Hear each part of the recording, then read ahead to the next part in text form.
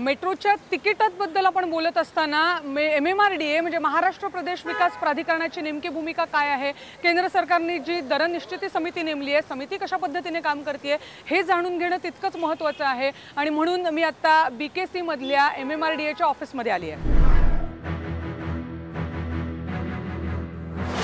मेट्रोचं सध्याचं भाडं खूप जास्त आहे असं अनेकांना वाटतंय। ग्राहक मंचही आपल्या पद्धतीनं दरवाढीचा अभ्यास करतोय। मग या सगळ्या प्रक्रियेवर MMRDAचं नेमकं म्हणणं काय आहे? भाडे निश्चिती समितीकडे आम्ही सगळे आमचे आवश्यक असलेले दस्तऐवज सादर केलेले आहेत, त्यांची ती तपासणी करीत आहे आणि त्यांच्या तपासणीनंतर ते योग्य ते निर्णय घेतील आणि त्यानुसार आपलं भाडं निश्चित होईल। साधारण कधीपर्यंत असा अंदाज? असं याबाबत तर टाईमलाईन सांगता येणार नाही, कारण ती समिती एक स्वतंत्र अशी समिती आहे आणि ती समितीच तसं पूर्णतः निर्णय घेणार आहे। MMRDAनं ज्या दर निश्चिती समितीवर ही भाडेवाढ ढकलली आहे ती समिती नेमकी कोणती आहे? मेट्रो भाडं नेमकं किती असावं यावर रिलायन्स आणि MMRDA मध्ये वाद झाल्यावर भाडे निश्चिती समिती स्थापन करण्यात आली। MMRDA, रिलायन्स आणि राज्य सरकार यांचा प्रत्येकी एक सदस्य असलेली ही भाडे निश्चिती समिती भाडं काय असावं यावर निर्णय घेईल असं ठरलं। पण समितीवर कोणते सदस्य हवेत यावरूनही वाद झाला आणि दोनदा MMRDAनं दिलेला सदस्य रिलायन्सनं धुडकावून लावला आणि त्यामुळे समितीचं कामच सुरू नाही होऊ शकलं।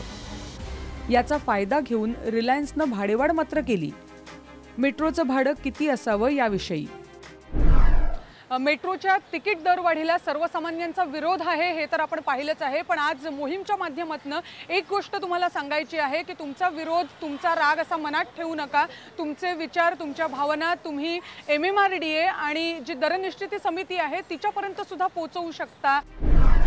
काही विधायक मार्ग आहेत त्याचे। Nodal officer, fair fixation committee, metro depot, DN नगर, JP रोड, 4 बंगला, अंधेरी पश्चिम, मुंबई 400053 या क्रमांकावर तुम्ही तुमच्या ज्या प्रतिक्रिया आहेत मेट्रोच्या दरवाढीबद्दलच्या त्या कळवू शकता। त्याचबरोबर ईमेल ID सुद्धा आपल्याकडे आहे, mumbaimetrofc@gmail.com। या पत्त्यावर तुमची जी मतं असतील मेट्रोच्या दरवाढीविषयीची ती निसंकोच पाठवा, ती विचारात घेतली जातील जेव्हा पुढची बैठक दर निश्चिती समितीची होणार आहे। पण ही सगळी प्रक्रिया सुरू असताना भाडं ठरवण्यासाठी सर्वोच्च न्यायालयानं दिलेली मुदत संपली आहे आणि त्यामुळे वाढीव दर तसेच सुरू ठेवण्यासाठी रिलायन्सचं फावतंय। मग या दरवाढीला वेगळा काही उपाय नाही का? आणि महत्त्वाचं म्हणजे प्रकल्प उभारणीला वेळ लागल्यामुळे जर खर्च वाढतोय तर हा विलंब मुळात टाळता येणार नाही का? हा जरी प्रकल्प याच्यामध्ये जरी प्रायव्हेट पार्टिसिपेशन असलं आणि त्याचा सहभाग असला तरी ही सुटसुटीत करण्याची एकच मार्ग आहे आणि तो म्हणजे यातल्या ज्या निविदा आहेत त्या अतिशय पारदर्शक असाव्यात आणि एका विशिष्ट कालावधीमध्ये त्याच्यावर निर्णय व्हावा।